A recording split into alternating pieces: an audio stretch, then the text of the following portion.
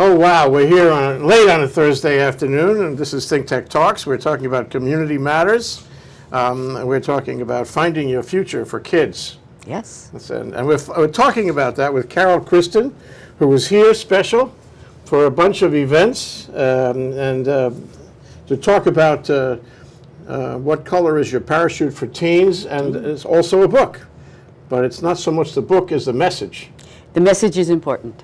So tell us, what your general range of advice, your general range of, giving advice to kids is. What is it like for you every day?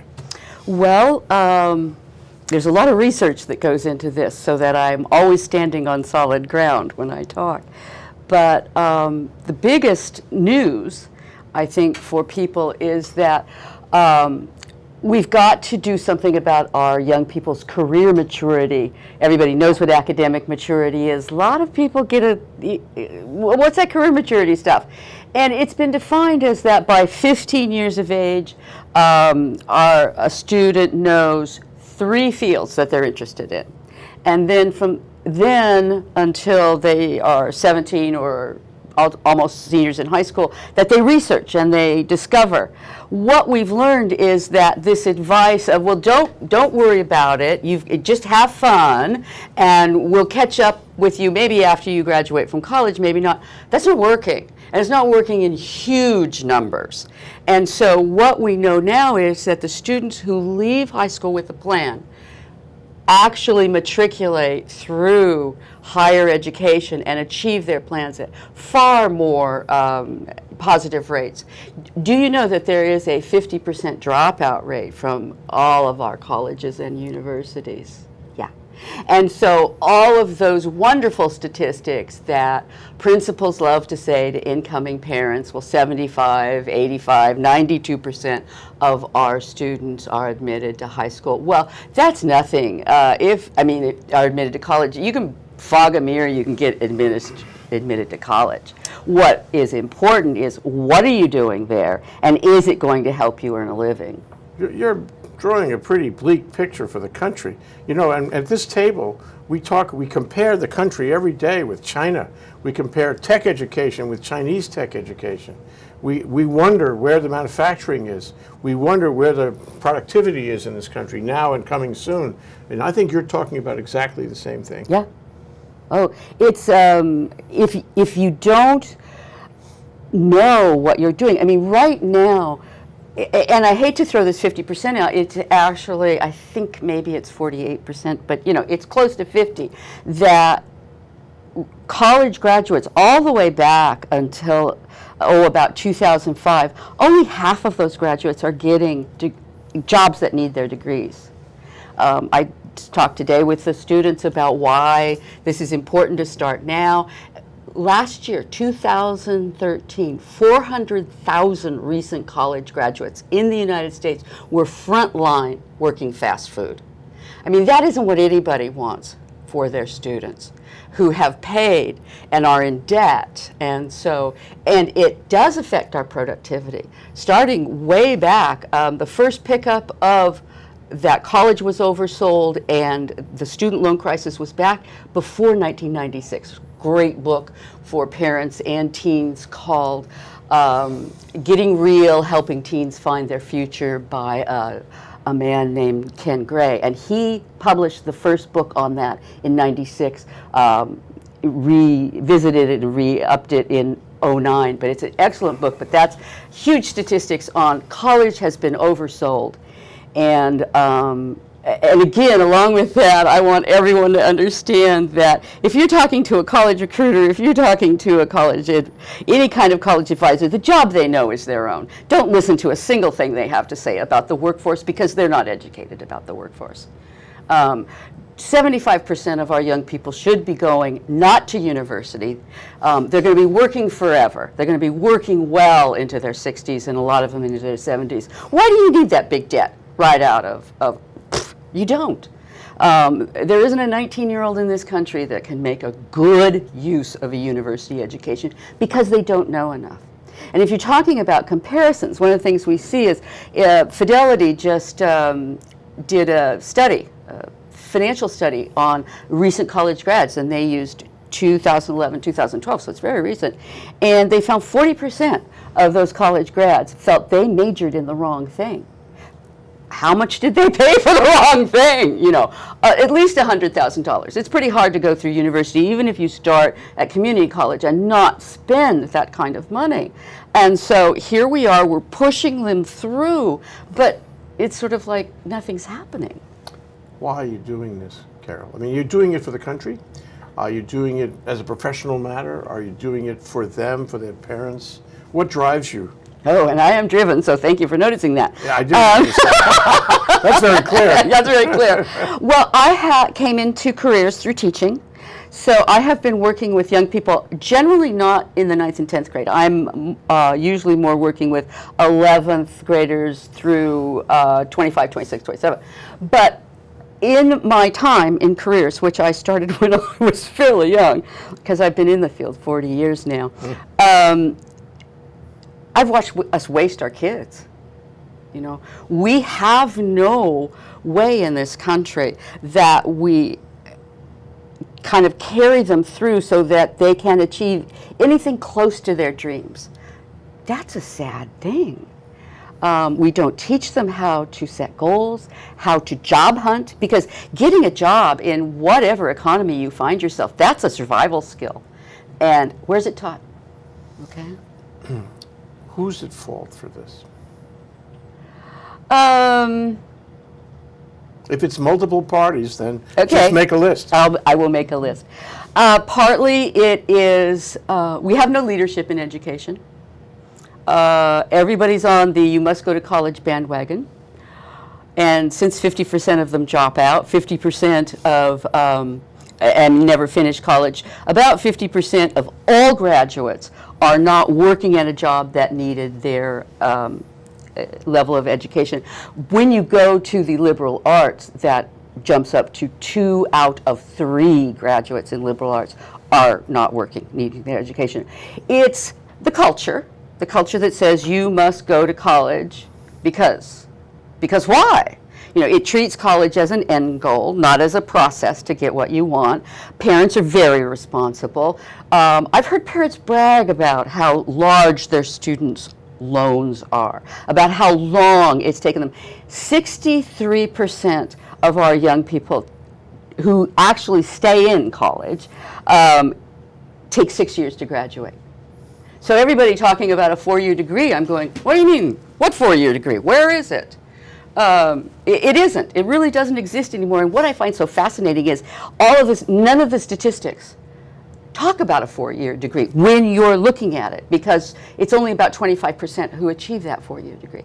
So it's definitely parents, it's culture, and you can't teach what you don't know, but definitely we've dropped the ball. High school. High school is where it has to be. You've got these 4 years where somebody else is providing them with food and shelter and guidance, we hope, but this is the time for them to explore everything that they even thought in a minute when they were 12 that they wanted to do. It's the only time they have time. And so we're not taking advantage of that. Developmentally, young people are most open to this kind of information about 15 and 16. Then they close down because, I'm not going to admit I don't know what I'm doing. Is it the high schools, the teachers, the administration in the high schools? Is it the parents? I mean, somewhere along the line, what's happened is they don't have a handle on what to do. Who should be telling them and who's not telling them? Well, can I? Whatever you want. Whatever I want. Keep it out of education. It is not well understood. There are a few people, like the wonderful Miss Rama Faria. Did I get that right? Faria. That's where the accent is. She's a fabulous. I know of career counselors all over the country, and she's a fabulous school counselor. But for every Miss Faria, there are about 100,000 who do not know. I mean, we can't ask teachers to do it. For one thing, they don't think it's important. This is education, and we have yet to say it's all right to be looking at what you're going to do with this education. I actually know a college career counselor who was told, no, her services were not needed because this professor did not want to sully his students with the workforce. Okay. There's huge changes in the workforce. No one knows about them. What we have to do is teach our young people where's the demand in the field that you're most interested in, because that's what you've got to train for. Why are you training for a job that there's really little employment? I'd like to take a break, but I'd like to pose a question in advance. We can come back to it. And we'll also hear from Remy Faria after that, because she's going to talk about your itinerary here and all the things you're doing, so we get a handle on your visit. But the question I would pose when we come back is, a lot of people say, and I'm sure you've heard this a million times, go to college because it will make you a rounded person, and you never know where you need some Heidegger. You never know when you need to quote Shakespeare. Right.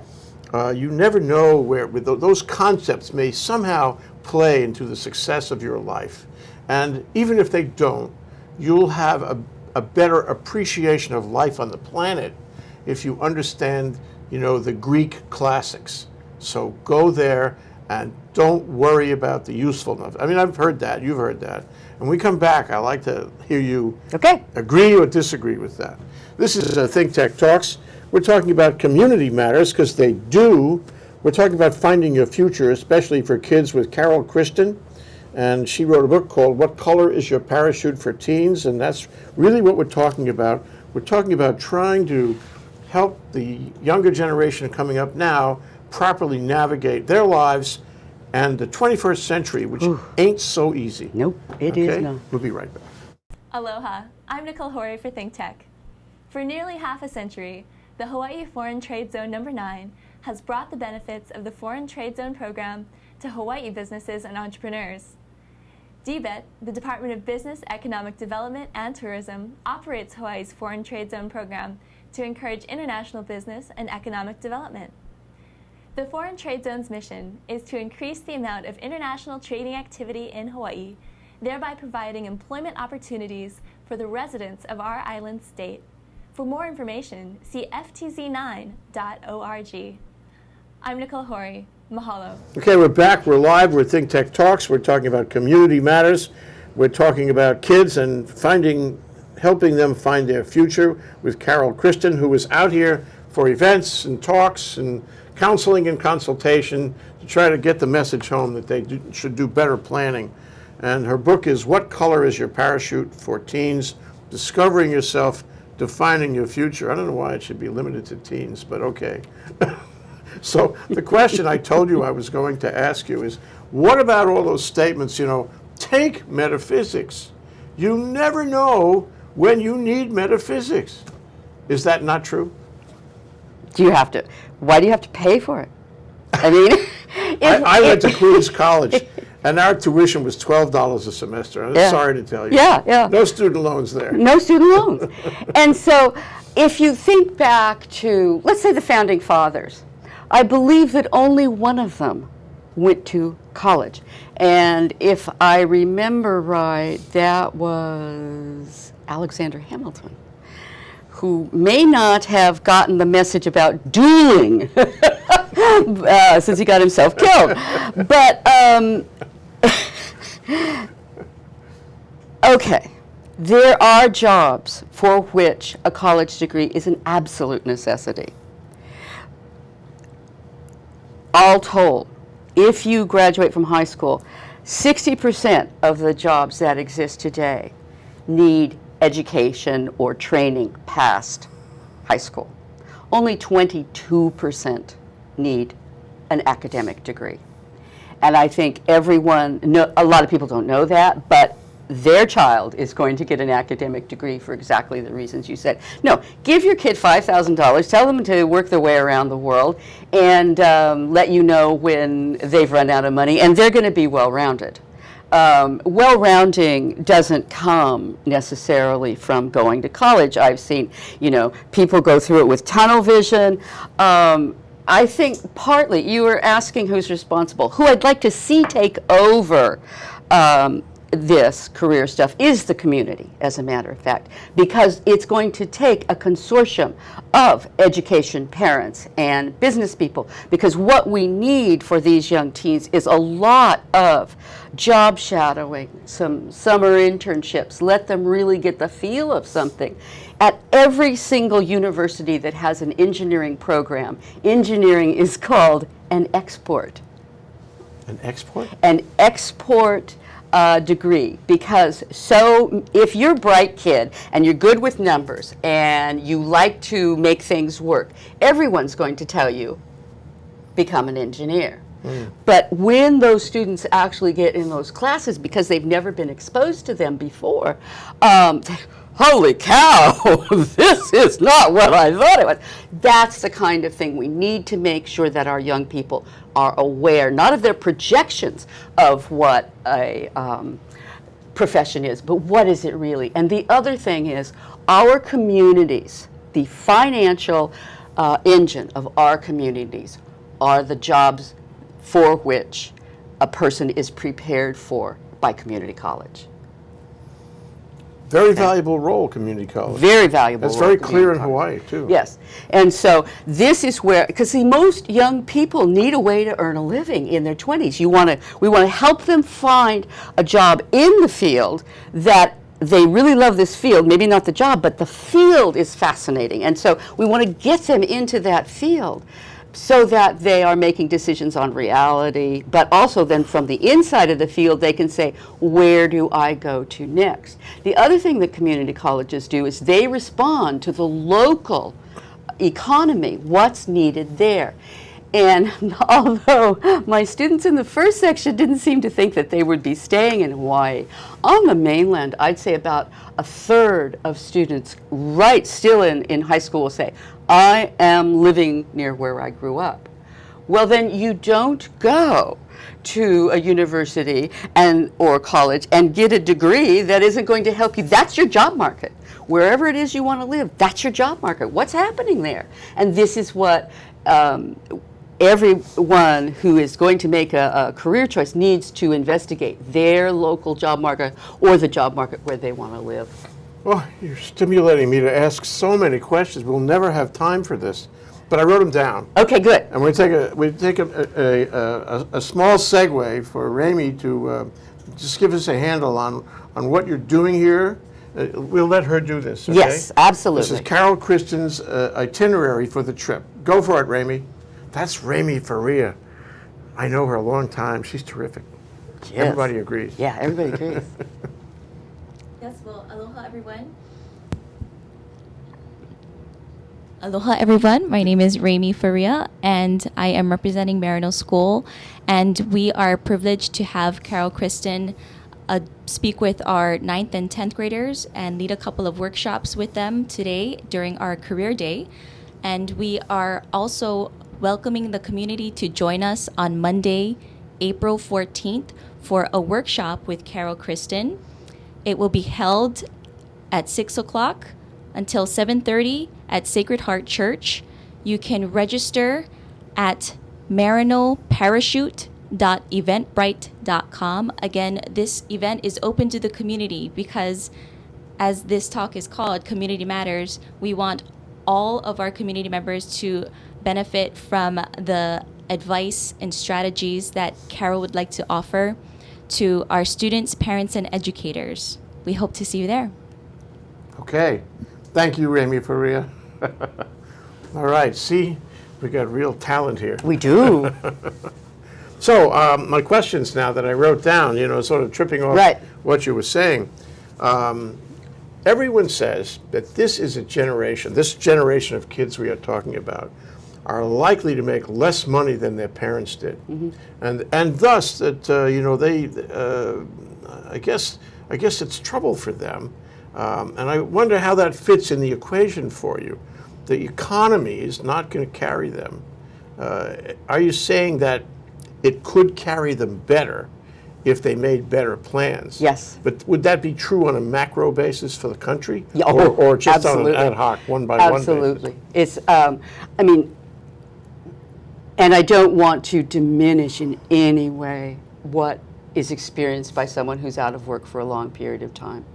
But what we know when our unemployed show up is they don't know much about job hunting. Their resumes are, well, that's interesting. They don't know even how to do that basic, which a resume is a very bad tool. Most electricians will tell you it's not a good communicator. Don't put it in between you and someone else, because it's paper. The real person is much better. So we know that a lot of this unemployment, some level of it, is because people just don't know how to job hunt, and they don't know the opportunities available in their own communities. We know that 80% of all jobs are never advertised anywhere. So if you're reading any kind of media, whether it's the newspaper, whether it's a Monster, one of those big boards, you are in competition with everybody else who can read. But if you get out and you talk to the people who hire for what you want, sooner or later you're going to impress someone. I ran a job club, and that's what we taught them to do, was go directly to the employers. What about, we live in a world of internet.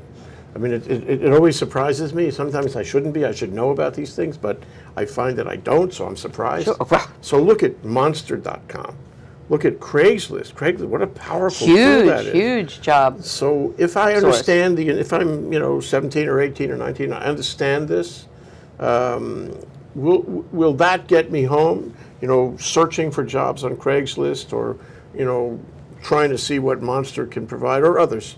Well, the thing about Craigslist that puts it above any of the others is that it's generally local.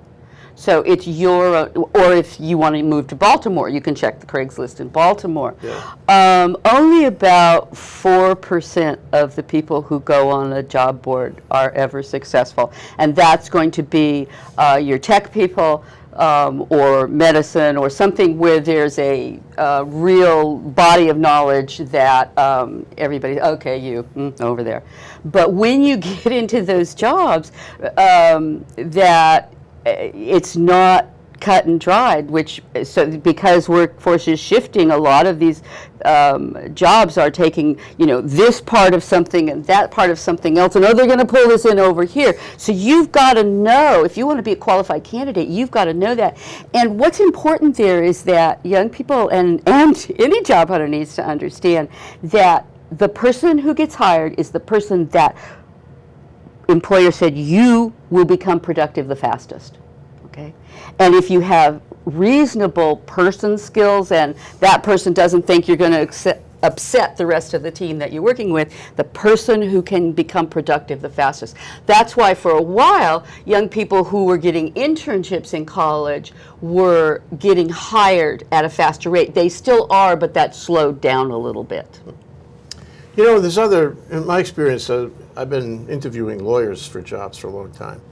And of course the academics have to be there, but as you said, the interview is so important, because this individual is going to have to present as a person. Yes, you have to sell yourself. He can't present to you, he can't present to them. That's right. So there's all these, kind of, what I call it, they're non-metric types of things. It's kind of a value judgment that you make on all these things that he brings to you. And if he told me that he went on a trip around the world, I don't care who paid for it, I'm happy to see that, because I think he's a better rounded individual. Yes. If he told me that he took a job in the Peace Corps, or that he was in the Army, I would be more impressed with him. I would find greater predictable value there. Mm-hmm. So it seems like it's not just what's on your resume. It really isn't.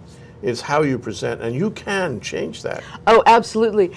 But it doesn't lend itself well. What we found out is you need about 7 to 9 sessions in front of the camera before people really start to change. So I can do a before and after, and everybody goes, whoa, that's really cool. But in the sweaty palms of an interview, what we know is that someone had to rehearse being interviewed at least 7 times before they're going to become comfortable.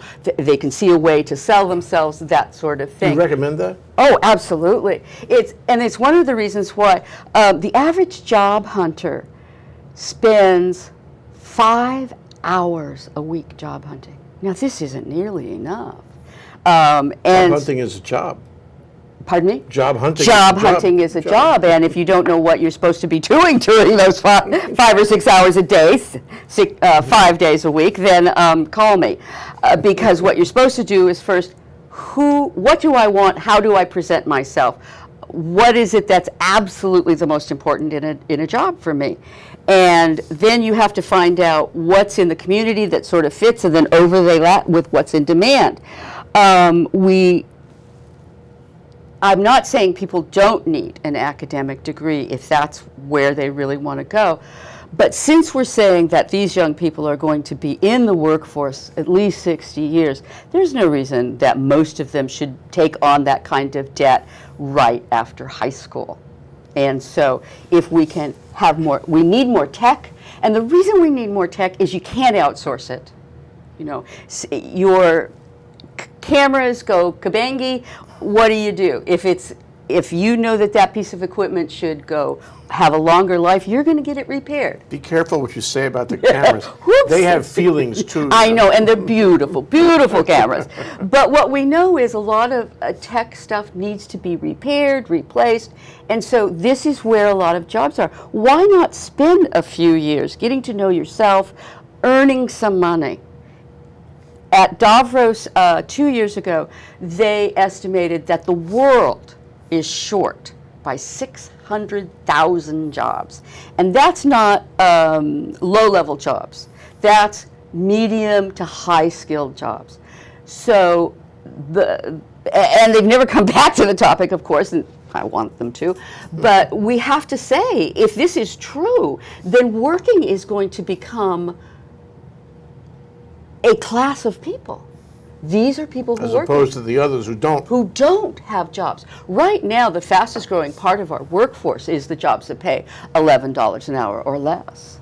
I don't know anybody who can sustain themselves. You mentioned that before, and that's really sad commentary. The McDonald's generation. Yeah. You know, everybody works in fast food. This is a recipe for disaster, not only for them, but for the country. For the country. It's one of the reasons why our economy is stagnant. These young people who usually, you or I, graduated, maybe we bought a car, maybe we, after a few years of work, bought a house. When you are burdened with over $25,000 worth of debt, this is difficult. You know, I think inherent in what you're saying is something I remember from a book called Nickeled and Dimed. Yes. You know the book? Good, yes. Good. And I can't pronounce her last name to save my soul. Barbara is her first name. Barbara Ehrenreich. Ehrenreich. Okay, and it's really a book that leaves an impression on you. Yes. I'm so happy you know the book. I thought about the book a lot. And what I come out of it with is that if you make bad decisions here in the beginning, you know, when you first get on the road, looking for the job or taking the job and either holding or not holding the job, if you wind up in the $11 category, you and your progeny are ill-fated. Yes. Because you may never get out of that rat trap. Yeah. And what she did, if you don't know, is she was a New York Times reporter. Then she shed all her wealth and put a few bucks in her pocket, went into the South and tried to survive working for big box stores without medical and for minimum wage. And she wrote a book about it. And it was really awful because she ran into all these people who were on that wrong track, who would never recover, and their children wouldn't recover, and they were, damning themselves to a non-prosperous life. These decisions are so critically, especially now. Especially now. And it's so critical that we get this information to young people so that by the time they're formulating real solid plans for what they're going to do after they graduate, they don't make those mistakes. I mean, we can't stop people from making mistakes, but as I told my daughter, why don't you make different ones than I did, Let's not be boring here. And so, but that's what we want, because the actions have consequences, decisions have consequences. And I think because people don't have an accurate view of how tough this job market is, I mean, I don't want people to repeat, oh, this job market is so tough. I want people to say, yes, it is, but you see, I'm going to do this, and then my mentor advised me to do that, and then in the summer I'm doing this. There's a way to still get a good life. And that's what I really want for young adults all over the world. And I really mean all over the world. The book's in some pretty fabulous places. And so it's how can we help young adults to find a job that they enjoy. But what is more important is how to build a life. Let's help our young people build a life, of which a job that interests them is part of it. So, but they're going to be supported. Your bankroll comes from your work. So let's make sure. That defines your economic position. That defines your economic position. And your economic position defines what you're going to do, Yeah. and the kinds of things you can consume and so forth. There are dozens of careers that you can get out of community college that pay better than most jobs that the average I was going to ask college you, what graduate. about trade school?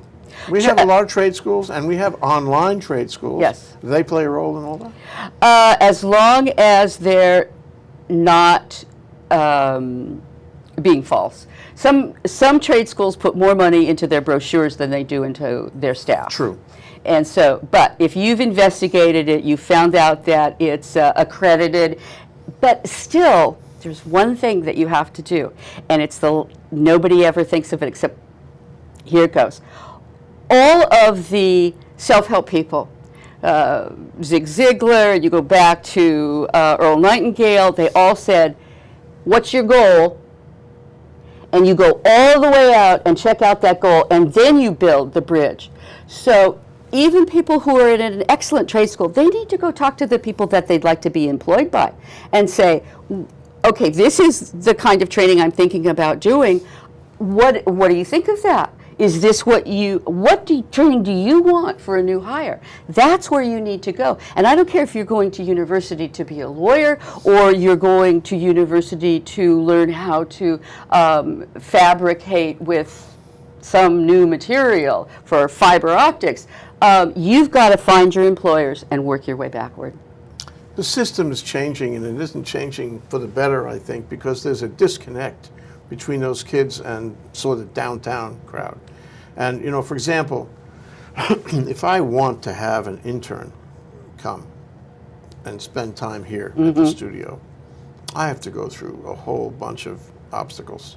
I mean, legal obstacles and bureaucratic obstacles and kid obstacles. He doesn't want to take a bus. He doesn't want to leave his. Showing up's the hardest part. Showing up is the hardest part, and so I mean, not only me but my friends too. We have trouble getting kids to come away from school. If you go into the high school system, the public high school system, and you say, I actually did this.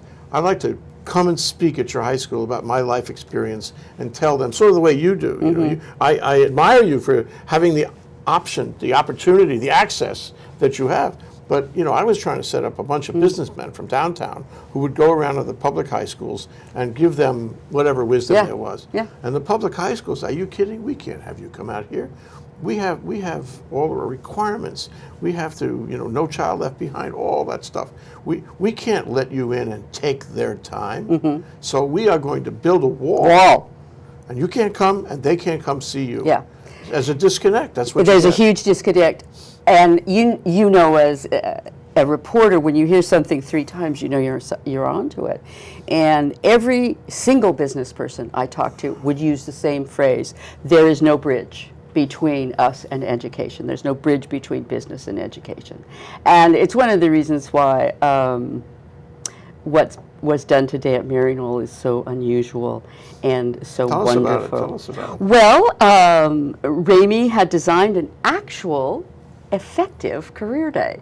The 11th and 12th graders, there's a college and career fair here. The 11th and 12th graders went to that.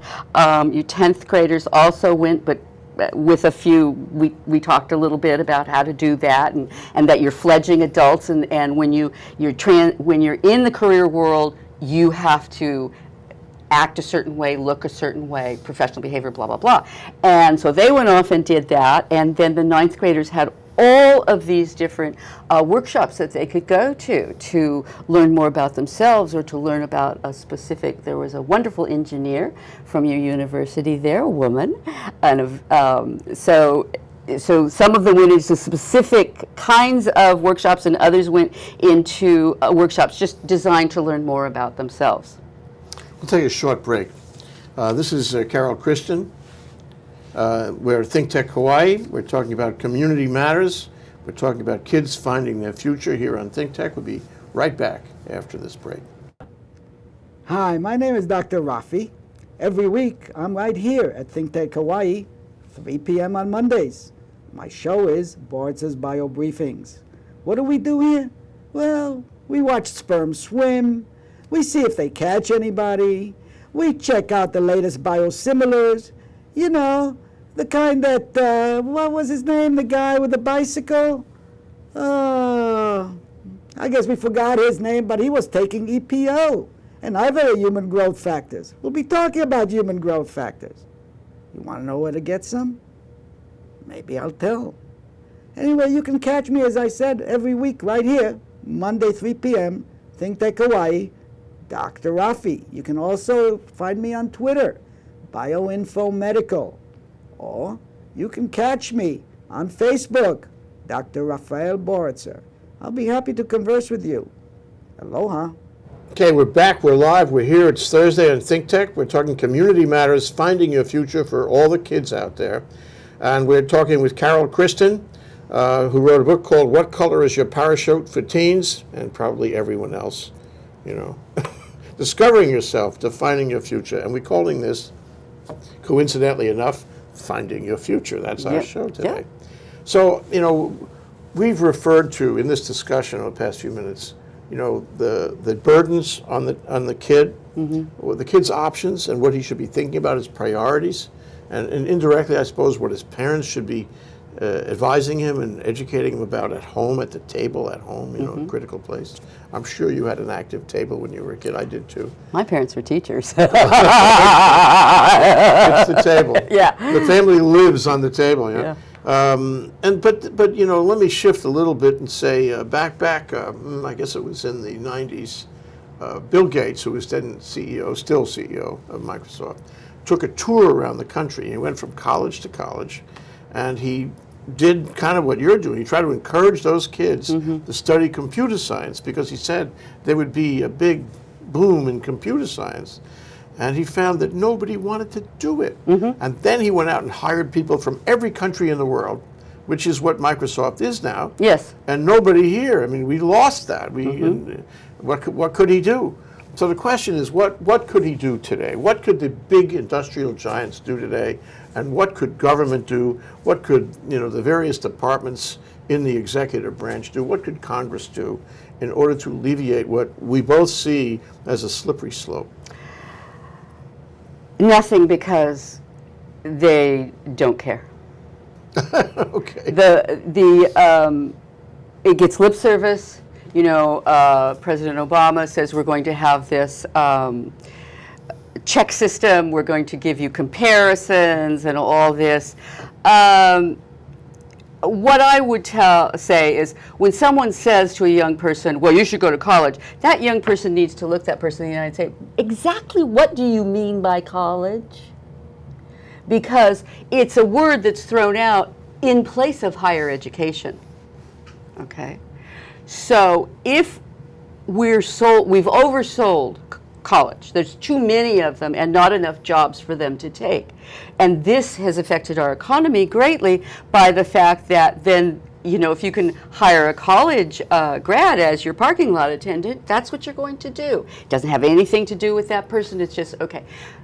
In business, we divide very sharply. There's 91% of employers who do not care where you went to school. They want you to have these skills. And if you can prove you've got those skills, you can get hired. And there's only 9% who care either that you went to college or where you went to college. So the information needs to get out. I think people, when they're educated, can make educated choices. And no one chooses to become a failure. You know, oh, you know, I could have asked that question. Yeah, now, how many of you want to be a failure? You know, it doesn't, but it's by your choices that happens. And so we need to educate people. And I think we need to put a fire in their belly. I mean, this is the most coddled generation of people. I started work at 4 years old. I don't know about you, but my father was an ag teacher. I had 60 jobs before I took the bar exam. Okay. 10 years ago, Tom Freeman said, what you have to teach your kids if they're going to be successful in the coming economy is how to work hard. And that hasn't changed. So I give you China. You know, a few years ago, the vice mayor of Beijing was here, and I said to him at a luncheon, I said, you know, congratulations, Mr. Mayor. You've done wonderful things. I understand 29% of your college graduates have graduated in engineering, which is not, as you said, not easy. A lot of work there. And he said, well, thank you for that compliment. However, you're wrong. It's 59% of our college graduates graduated in engineering. And indeed, all kinds of other trades and professions assume a preliminary degree in engineering in China. And you work hard, and you are nervous, and you don't sleep at night, and your belly is, you know, turning every day because you might fail. If you don't do well in that test, you know, you're in trouble. Oh, yes. But as a result, in a country of 1.4 or 5 billion, they're all hardworking, and they're all educated more than we like to think, actually. And they are not going to take no for an answer. I mean, if you meet some of them, you know how motivated they are. And they come to this country, and they come and they scoop up all our graduate degrees. Yep. They scoop up the best jobs. I'm not kidding, right? Well, sometimes, especially one of the things we've noticed on the West Coast is they aren't allowed to stay. As an immigration question. Yeah, it's an immigration question, and the businesses, of course, would like these young people to stay. It's, of course, a political issue very much because we want to say, oh, we've got these homegrown. No, we don't. 3/4 of the millionaires who live in the United States were not born here. Okay? That's serious. That's serious. Yeah. So what has happened is that indigenous people in the United States, at this place we're talking about, you were born there, have really lost a lot of fire. And the immigrants are coming in and saying, there's opportunity here, I'm taking it. Okay? And they jump ahead. And they jump ahead. Now, there's no more opportunity for this young immigrant than there is for this young person, but this young immigrant is out to prove something. He works hard, doesn't take no for an answer. He's disciplined and everything. He has a plan. He has a plan. He has a plan. Yeah, and family behind that plan usually. Yeah, family is important. It's very important. At every level, but especially when you're making life choices. Yeah. And we just don't have, I mean, how many times have you been at say a Thanksgiving dinner, multi-generational, and somebody says, well, let's go around to the adults and hear what they do and how they got there. No, It's the easiest thing in the world. And really, that's why we do on this show. No, really, I mean, I'm not joking about it. See, we have this view, I do anyway, behind the lens, there's a kid. Yeah. We're really talking to kids, those kids in your book. And we want to share our life experiences, at least in part, so the kid knows what it's like to have gone through it. Maybe he'll pick something up out of that, and he'll know about the jobs out there. He'll have a reality test. And I think, you know, I think we're both in the same business, Carol. Yes, but one of the things is you are alternative media. If we look at mainstream media, they have let us down. They're blues sells, tears sell, blood sells. Happiness doesn't sell well. And so what the media is constantly chattering about is, it's so hard, you're not going to make it, you're not going to make it. Well, our young people hear that. And so, well, why try? So I think not only is it, and most of their needs are so taken care of. You and I probably had to work. If we wanted a new outfit for the prom, whatever, we went to work. And it wasn't given to us. I didn't get a new outfit for the prom. Because I didn't go. Didn't even go. But that's okay. It's an example. Didn't matter anyway. But here it is, and so again, I think the media plays a big role in this. I uncovered one article in 2003 about it was called the albatross of student loans. Okay, one article. And we know that that trend had started by 1996, 97, 98. Okay, where was that reported? It's been big news lately. Oh, the student loans. Oh, the bad job market. This should have been reported as of 2005. It somehow slid right through. And the other part of that is that colleges are failing. They're failing. So, you walk out of college, you have to pay $200,000 in student loan, which is an albatross for your whole life. For your whole life. And it's not dischargeable in bankruptcy or Nope. anything. Nope. It's the mark of Cain. Yeah, it is. And We've really done a number on these young people. Just sucking up the $200,000, the college is not healthy. And colleges are failing. They're shrinking. They're shrinking. Failing. There aren't so many jobs in the faculty anymore. Yeah, and there's going to be big turmoil in higher education for the next 10 years at least, while that all the bricks and mortar fall apart and the dust settles. And what about, there's huge opportunities online. One of the things I say to young clients is, those MOOCs or some of the consortiums of the universities, if you think you want to be a doctor, go take microbiology on that, How does it turn out? Because we pump our students up so much that every single science major in biology says, I'm going to be a doctor. You want to know how many of them? 65% never go on to graduate school and become a doctor because they didn't know what inorganic chemistry was going to be like. And that's where we lose them. And so they then graduate and go to laboratories. The S in STEM has been way oversold. Yes. Well, you're talking about an information gap. Yes. These critical life lessons aren't getting to them. For whatever reason, their parents aren't giving it to them, the schools aren't giving it to them. The television certainly is not giving it to them, and social media is not giving it to them. No. These are critical, philosophical, personal, but metaphysical decisions they have to make. And so you're giving them. I'm trying. But you are one person. What about, are there like 100,000 Carol Christens out there doing the same thing? I think there are about 150. There is a number of us who keep in touch just to keep each other's spirits up. And some of them are pretty high. Dr. Marty Nemko is an advisor to universities and also works with college students. But he advises several presidents. I don't know of what universities particularly, but there are people who have been in this chorus. If you go into the high schools and you talk to the teachers, whom I adore, they have an opinion. They know they need more voc-tech classes in high school because what happens to young men particularly, they want to work with their hands. And they'll pass through that phase, many of them, and want to do maybe something a little different, but Tactile. Young men particularly, about 90% want to do something tactile. And from that experience, they gain confidence, not only skills, but confidence. In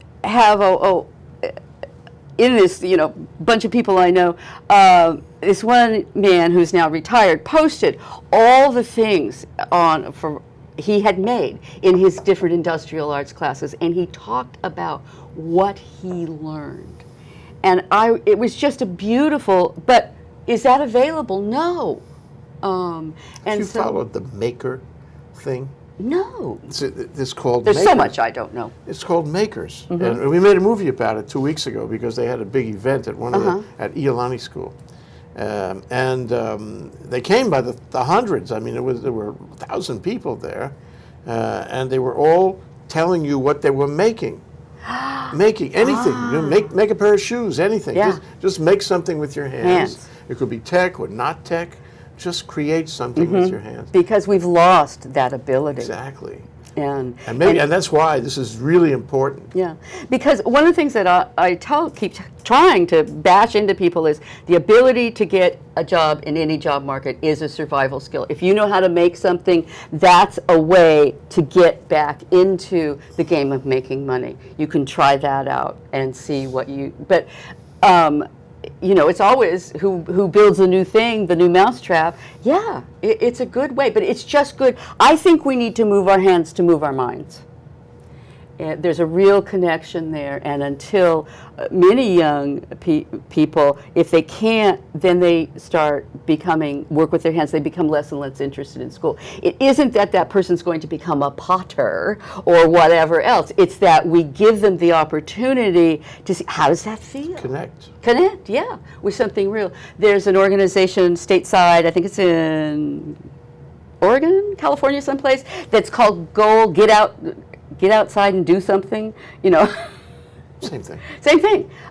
Connect with something that is of interest. You know, young people are terrible generally about asking questions of adults, but if they're fascinated by the same thing that the adult is fascinated by, then again there can be a connection. They have a community. Yeah, they have a community. Community matters. So let's turn back for a minute to Remy Faria and make sure that she tells them yet again, or in greater detail, what the agenda, what the itinerary is for Carol Christen. Well, Carol Christen will be presenting at Maryknoll School, specifically at Sacred Heart Church on Monday, April 14th from 6 o'clock to 7:30. And we welcome high school students, parents, and educators from our community to join us. This is a free event. We ask that you register online at maryknollparachute.eventbrite.com by Saturday. Again, Monday, April 14th from 6 o'clock to 7:30 p.m. Thank you, Remy.